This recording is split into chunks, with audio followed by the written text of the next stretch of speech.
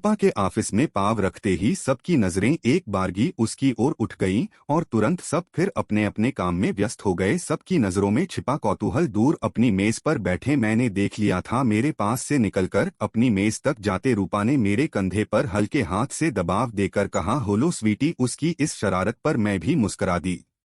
रूपा में आया परिवर्तन मुझे भी दिखाई पड़ रहा था, पर मैं चाहती थी वह खुद ही खुले। मैं जानती थी वह अधिक दिनों तक अपना कोई भी सुख दुख मुझसे छिपा नहीं सकती। हमेशा बुझी बुझी और उदास रहने वाली रूपा को मैं वर्षों से जानती थी। उसे किसी ने हंसते छकते शायद ही कभी देखा हो। हंसने खुश रहने के लिए उसके पास था ही क्या। छोटी उम्र में माँ का साया उठ गया था। माँ के रहने का दुख शायद कभी भुलाया भी जा सकता था, पर जिस हालात में माँ मरी थी वह भुलाना बहुत ही मुश्किल था।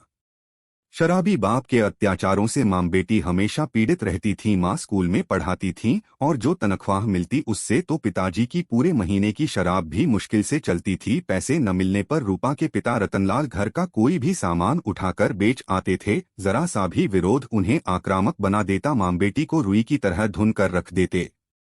धीरे धीरे रूपा की मां भूख तनाव और मारपीट सहते सहते एक दिन चुपचाप बिना चीखे चिल्लाए चल बसी। उस वक्त रूपा 9वीं कक्षा में पढ़ती थी। बिना मां की किशोर होती बेटी को एक दिन मौसी आकर उसको अपने साथ ले गई। मौसी तो अच्छी थी, पर उनके बच्चों को रूपा फूटी आंखों न भाई। मौसी के घर की पूरी जिम्मेदारी धीरे धीरे रूपा पर आ गई। किसी तरह वहीं रहकर रूपा ने ग्रेजुएशन किया। ग्रेजुएशन करते ही रतनलाल आधम के और सबके विरोध के बावजूद रूपा को अपने साथ ले गए। इतने दिनों बाद उनकी ममता उमड़ने का कारण जल्दी ही रूपा की समझ में आ गया। उन्होंने उसके लिए एक नौकरी का प्रबंध कर रखा था।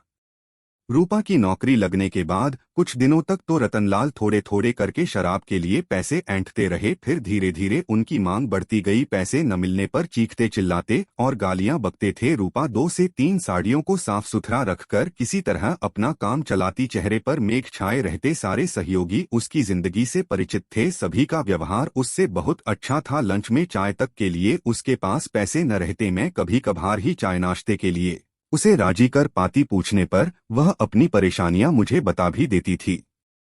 इधर करीब महीने भर से रूपा में एक खास परिवर्तन आया था जो तुरंत सबकी नजरों ने पकड़ लिया। 33 साल की नीरस जिंदगी में शायद पहली बार उसने ढंग से बाल संवारे थे। उदास होठों पर एक मदहोश करने वाली मुस्कुराहट थी। आंखें भी जैसे छलकता जाम हो।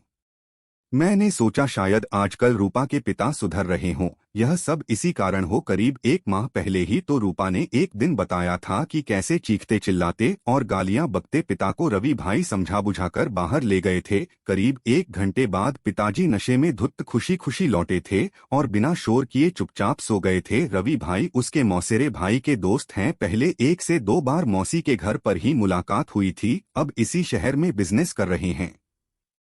ऐसे ही रूपा ने बातचीत के दौरान बताया था कि अब पिताजी चीखते चिल्लाते नहीं, क्योंकि रवि भाई की दुकान पर बैठे रहते हैं। काफी रात गए वहीं से पी कर आते हैं और चुपचाप सो जाते हैं।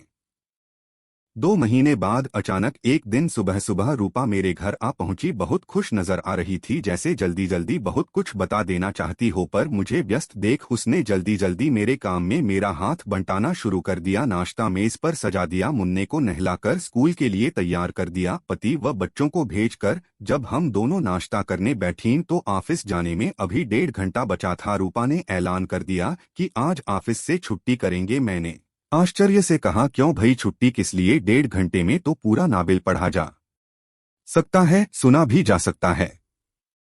पर वह 1.5 घंटे में सिर्फ एक लाइन ही बोल पाई, मैं रवि से शादी कर लूं रत्ना। मैं जैसे आसमान से गिरी रवि से। पर वह तो शादीशुदा है, बच्चों वाला है। यही न। मैं आगे सुनने के लिए चुप रही। रूपा ने अपनी छलकती आंखें उठाई। मेरी उम्र तो देख रत्ना, इस साल 34 की हो जाऊंगी। पिताजी मेरी शादी कभी नहीं करेंगे। उन्होंने तो आज तक एक बार भी नहीं कहा कि रूपा के हाथ पीले करने हैं। मुझे एक घर चाहिए रत्ना। रवि मुझे बहुत चाहते हैं, मेरा बहुत ख्याल रखते हैं। आजकल रवि के कारण पिताजी ऊधम भी नहीं करते। रवि के कारण ही मैं चैन की सांस ले पाई हूँ। शादी के बाद मैं रवि के पास रहूंगी। पिताजी यहीं अकेले रहें और चीखें चिल्लाएं।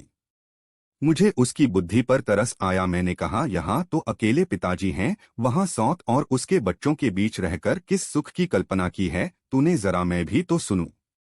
उसने मेरे गले में बाहें डाल दीं। ओह रत्ना, तुम समझती क्यों नहीं, वहाँ मेरे साथ रवि हैं, फिर मुझे नौकरी करने की भी जरूरत नहीं। रवि की पत्नी बिल्कुल बदसूरत और देहाती है, रवि मेरे बिना रह ही नहीं सकते।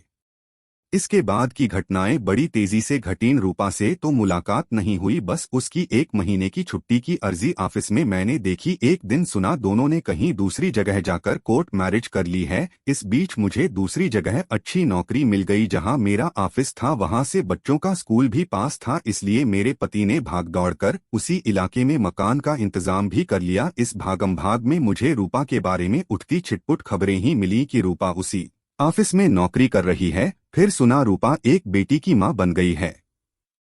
एक ही शहर में रहते हुए भी हमारी मुलाकात एक शादी में 10 साल बाद हुई। करीब 9 साल की बेटी भी उसके साथ थी। देखते ही आकर लिपट गई। मैंने पूछा रवि नहीं आए?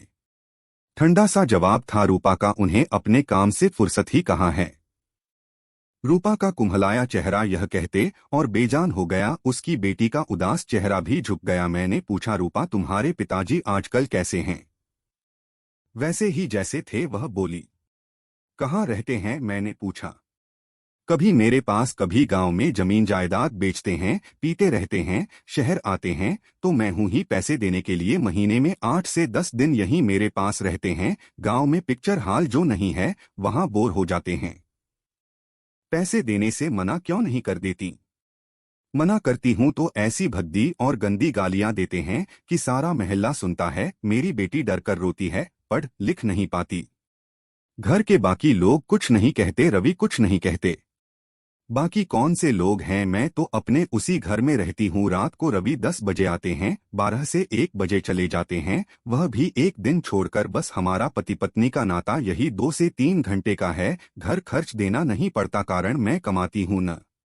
भाई कुछ तो खर्चा देते ही होंगे, तुझे न सही अपनी बेटी को ही।